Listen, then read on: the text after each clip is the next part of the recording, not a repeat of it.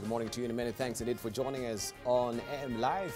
It is the 10th of April 2017 and of course you are bound on time for This Is a Point. Our guest already in studio today, and we'll be turning our focus of course on matters politics, what is happening with party nominations, because this week also is a big week for political parties as well, and looking at a raft of other issues as well.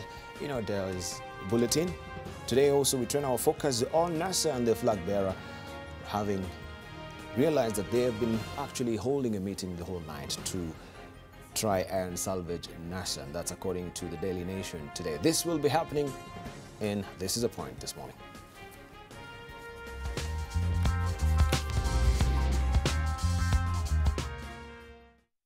And so the row goes on with the party nominations. Some people have died so far because of the party nominations, and of course some of the political yammerings from our political leaders as well. Even as the country is getting up towards general election, how will these pan out even for NASA? We are given to understand leaders had an all-night talk to salvage NASA. Coalition's chief hoped to strike a deal on who will face President Uhuru Kenyatta in August. Talks comes after reports of two lineups last week appeared to jolt coalition, and retreat held amid fears that Jubilee has infiltrated opposition's core team. That is what we'll be training our focus on this morning as well. So, as we're getting up towards general election, how also is security in the country? Are we prepared to hold out the general election peacefully? Those are some of the probing questions that we'll be asking this morning, and of course joined by our panelist here on AM Live. So hit us on Twitter. AMLiveNTV is a Twitter handle, AMLiveNTV is a profile name on Facebook, and 20505 is our SMS portal. But before we go there, let's see what is fresh off the press, looking at the good, the bad, the ugly in our dailies this morning. We begin with the Daily Nation. This is what is on the front page of the Daily Nation. Leaders in all-night talks to salvage NASA. That is a splash. Opposition principals go into retreat to thrash out power-sharing deal ahead of poll. Coalition chiefs hope to strike a deal on who will face President Uhuru Kenyatta in August. Talks comes after reports of two lineups last week appeared to jolt coalition. Retreat held amid fears that Jubilee has infiltrated opposition's core team. That story on page 4 of the Daily Nation. Christians celebrate Palm Sunday. We'll give you all the gritty details of this, and this is Christians at St. Peter's SCK Cathedral in Nyeri carrying funds in a Palm Sunday procession yesterday. And Christians throughout the country turned up in churches to mark the last Sunday before Easter, which commemorates Jesus Christ's triumphant entry into Jerusalem on a donkey and ushers in the Holy Week. Also bid to change election laws spark dispute. That is a story at the back page of the Daily Nation. And Kenya asked to extradite ex-bank chief. Tanzania has asked Kenya to extradite former Stanbic chief executive Bashir Awale for questioning over 600 million shillings bribery scandal. That story continues on page 2 of the Daily Nation. The Standard is holding this particular headline today. Why NASA bet is on Raila Kalonzo. And you can see also opposition alliance converging in Mombasa for crucial talks ahead of a mid-April retreat to decide who will face Uhuru after technical experts worked out a formula that favors Raila Kalonzo ticket with a pie for the other two leaders. That story continues on page 6 of the Standard this morning.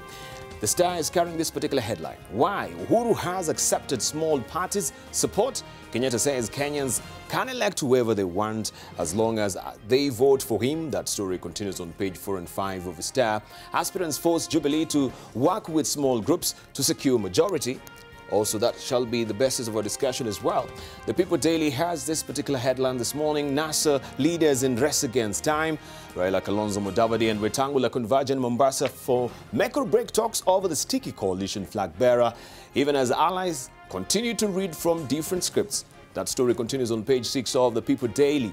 And we can see Kenya's Paul Lonyang'ata and his wife Purity Riano stand past the finish line after winning the 41st Paris Marathon in France yesterday. Kenyans dominated the race with Lonyang'ata leading a 1-2-3 sweep, with the women's top 4 positions also claimed compatriots. And that story continues also inside the People Daily this morning. Let's see what we have in Uganda, and this is your headline today.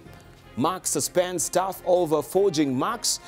The tampering with results last month prompted the university to withdraw 58 graduates whose names had already been included in the 67th graduation booklet. That story continues on page 4 and 5 of the Daily Monitor in Uganda.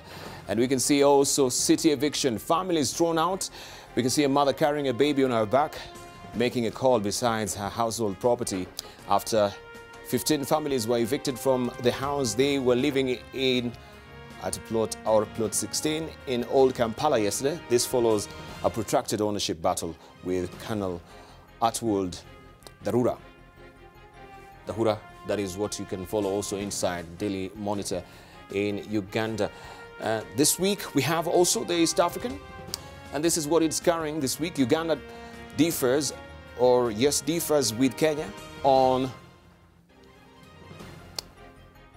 RVR future. Kampala wants Kala Holdings owned operator to be given time to explore options like borrowing and new partners despite its troubled past. Also, Fall Army warm. East Africa faces more disaster. Maize and sugarcane under threat. $7.85 million to be spent. It's a story by Alan Alingo, and you can follow a full report on page 28 of the East African this week. We have also the editorial cartoons, and this is what we have in the Daily Nation today. What will make you win your party's nomination? You can see, of course, that particular goon carrying cash, right? A bag of cash. This is from the aspirants. It's all about money when it comes also to general election, how Kenyans are duped by that. And this is what AIGA has captured for you. Also, the nomination, direct nominations, this is ODM. You can see also a person who's hooked there. ODM, others preach water, drink wine. Is this really democracy? Stano is asking. This is in the People Daily. And also we do have the Standard as well, carrying this particular story. And we know the round that has been going on with the Syria chemical weapon, and where Russia presumably or is alleged to be saying that they're involved with this. And we can see now the Americans also have attacked Syria. And this is what is ongoing. We can see the dogs backing there. President Trump personified as, you know, a dog there, and also Bashar al-Assad personified as a dog there. This is a fight which is ongoing right now. And this is what Gado has captured for you. Easy fellows, right? So those are your dailies this morning. We can actually look at what is happening in the news week and the Times much later in the course of the program. But for now, let's put this horse into a full run by looking at the highlights this morning. Victims of Nairobi youth gang dies as family pleads with hospital to release body. Mandera residents want dusk to dawn curfew lifted during Ramadan. And President Abdel Fattah al-Sisi says 3-month state of emergency to be declared.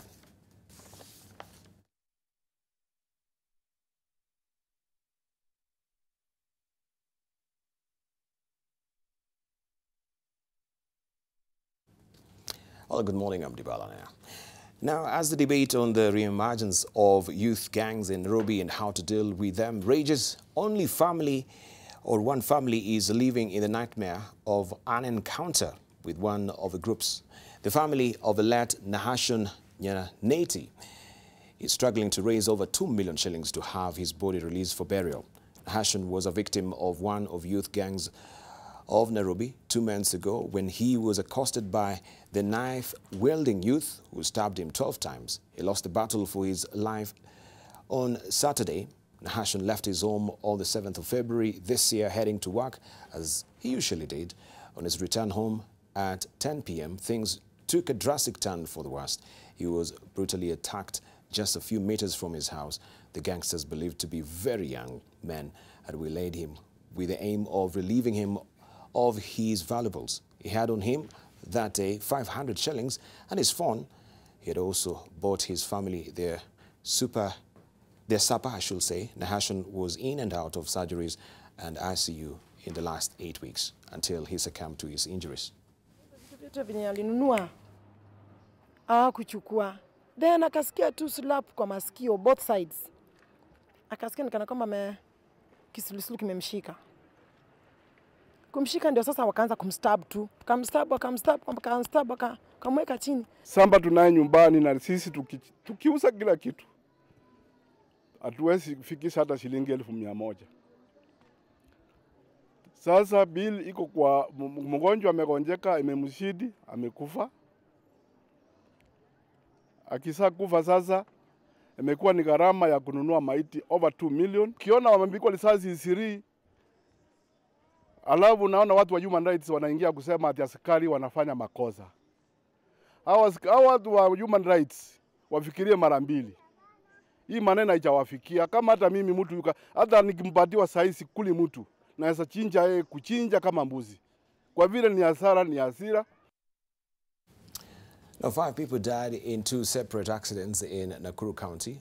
4 died in one accident which involved a head collision between a saloon car and a lorry 2 kilometers from the Gilgil Weighbridge. 3 people died on the spot and 1 more died shortly after arriving at Gilgil Sub-County Hospital. Nairobi member of County Assembly Millicent Wambui Mugadi was the only survivor in the saloon car involved in the accident. Millicent survived with serious injuries and was airlifted to Nairobi for further treatment. According to eyewitness, the saloon car, which had 5 passengers on board, was overtaking another saloon car before going head-on with a lorry that was transporting plastics to Kisumu. The second accident happened mid-morning, just a few kilometers from the first one, at the Kihito Railway crossing in Naivasha, where 2 trucks collided head-on, killing 1 driver on the spot. One of the trucks was heading to Western, while the other was en route to Mombasa. Hii imevateki ingine huku. Sasa ikakuja tukachapana hili umekuja tu line yetu huko. Ndio ametoka kwa line yake. Huyo mama alikuwa mbele ndo tangu asubuhi tulikuwa nangangana kututoe, lakini alikuwa anakaa kama ako nzima bado. Amesimama lakini mili yake kichwa bado ilikuwa na damu. Catholic faithful join congregations around the world in marking Palm Sunday, which is commemorated every last Sunday before Easter. It represents the beginning of the Holy Week, part of a Christian calendar that focuses on the last days before Jesus was crucified. Catholics countrywide took part in processions carrying palm branches in a culmination of the 40 days prayer and fasting during the Lent period. St. Anne Mudhure Catholic Church in Kabete, Kiambu County held special prayers outside the church, holding palm branches and twigs for their annual Palm Sunday service. Later, they took to the streets for a symbolic procession to symbolize the entry of Jesus Christ into Jerusalem. The Bible says he rode into Jerusalem on a donkey as crowds of people greeted him and spread out clothes and palm branches in his path. The situation was no different at Our Lady of Guadalupe Catholic Church in Adams Arcade, Nairobi. In Uasin Gishu County, congregants, I should say, at the Cathedral of the Sacred Heart in Eldoret Town took part in a procession across the streets before this Sunday Mass. The sermon emphasized on the importance on Palm Sunday, which is the last Sunday before Easter.